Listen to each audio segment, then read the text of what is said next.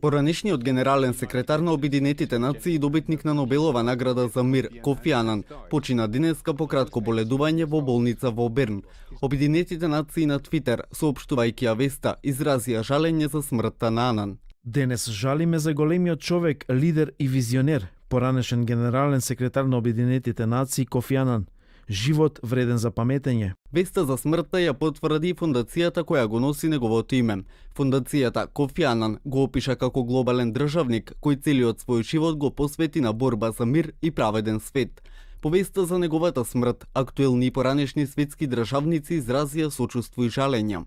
Генералниот секретар на Обединетите нации Антонио Гутереш на Твитер напиша: Кофи Анан беше поборник за мир, со длабоко жалење ја прими веста за неговата смрт. Жалење за смртта на Кофи Анан изрази актуелната британска премиерка Тереза Меј, но и австрискиот канцелар Себастијан Курц. Со порака на Твитер излезе и поранешниот британски премиер Тони Блер.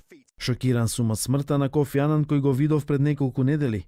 Кофи Анан беше голем дипломат, вистински државник и добар колега, кој сите го почитуваа и на сите ќе им недостига. Анан е роден во 1938 година во Гана и беше седми генерален секретар на Обединетите нации во период од 1997 до 2006 година.